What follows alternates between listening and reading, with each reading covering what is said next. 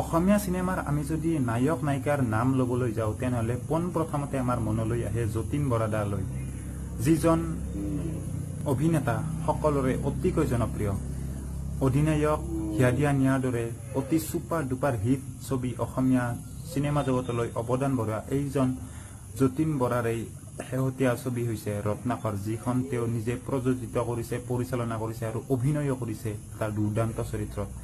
So তিনিওটা এটা গুৰুত্বপূৰ্ণ দায়িত্বভাৰ গ্ৰহণ কৰি আগবঢ়াই যোৱাটো এটা সহজ কথা নহয়। সো মই ৰত্নাকৰখন যোৱাকালি চালো, তো চাই কিনে মই ৰত্নাকৰ চিনেমাখনত কি মোৰ ভাল লাগিল বা মই ৰত্নাকৰৰ এটা ৰিভিউ দিম বুলি আপোনালোকলৈ ভাবিলো। সো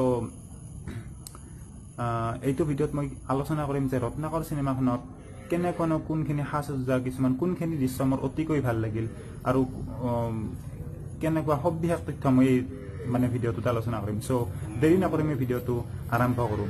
ভিডিঅ'টো আৰম্ভ কৰাৰ আগতে মই এটা কথা কৈ দিছোঁ, যদি মোৰ চেনেলত আপুনি নতুনকৈ আহিছে তেনেহ'লে মোৰ চেনেলটো ছাবস্ক্ৰাইব কৰি ল'ব আৰু ইয়াৰ কাষত থকা ঘণ্টাটো প্ৰেছ কৰি অল কৰি দিব, যাতে মোৰ আহিবলগা নতুন ভিডিঅ'বোৰৰ নটিফিকেশ্যন আপুনি সহজতে পায়। So let's start. যতীন বৰাৰ নিজা প্ৰযোজনাত JB প্ৰডাকশ্যনৰ সম্পূৰ্ণ নিজাববীয়া বিগ বাজেটৰ চিনেমা ৰত্নাকৰত অভিনয় কৰিছে আমাৰ অসমৰ দুৰ্দান্ত চলচ্চিত্ৰ জগতৰ মহাময়ী দুগৰাকী অভিনেত্ৰী, আৰু সেই দুগৰাকী অভিনেত্ৰী হ'ল নিশিতা গোস্বামী আৰু বৰষা ৰাণী বিষয়া। সো চিনেমাখনৰ যিখিনি প্ৰথমতে ক'ব লাগিব যে চিনেমাখন আপুনি প্ৰথম আৰম্ভণিতে পৰা শেষলৈ যদি চাই আপোনাৰ উঠি যাবলৈ মন নালাগিব।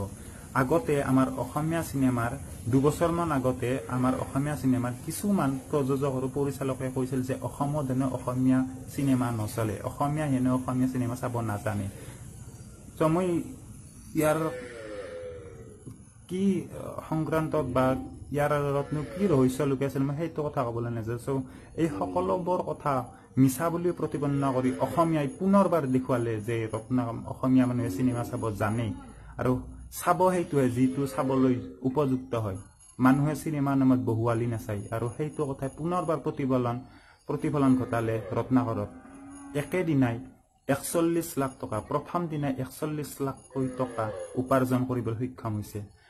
তদুপৰি ভাৰতৰ বাহিৰত প্ৰথমবাৰৰ বাবে মুম্বাইৰ দৰে চহৰত, পুনেৰ দৰে চহৰত অসমীয়া চিনেমা এখন প্ৰদৰ্শন কৰি আছে। সেইটো আমাৰ অসমীয়াৰ বাবে সঁচাই এটা গৌৰৱৰ কথা।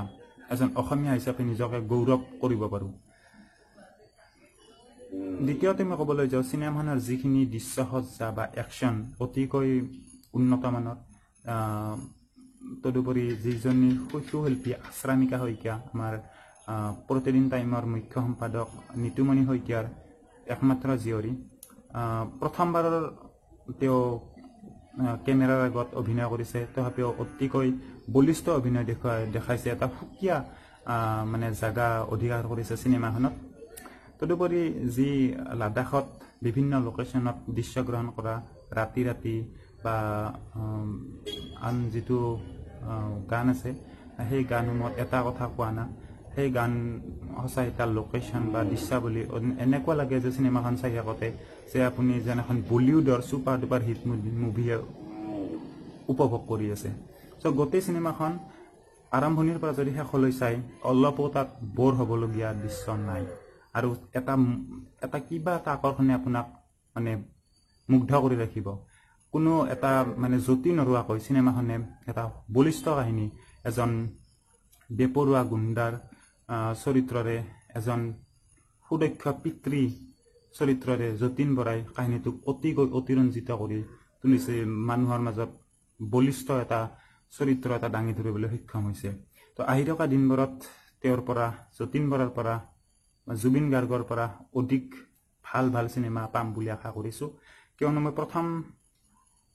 মই ৰত্নাকৰ কিন্তু মই অশেষ ধন্যবাদ জনাইছোঁ এনেকুৱা এখন বিগ বাজেটৰ চিনেমা আমাৰ অসমত চলোৱাৰ বাবে, বনোৱাৰ বাবে, নিৰ্মাণ কৰাৰ বাবে। আৰু লগতে মই ধন্যবাদ দিছোঁ আমাৰ মৰমৰ জুবিন দাক, কিয়নো তেওঁ যদি প্ৰথমবাৰৰ বাবে 2017 চনৰ ছেপ্টেম্বৰত কাঞ্চনজংঘা মুকলি নকৰিলেহেঁতেন হয়তো এনেকুৱা এখন চিনেমা আমি চাব নাপালোঁ হয়।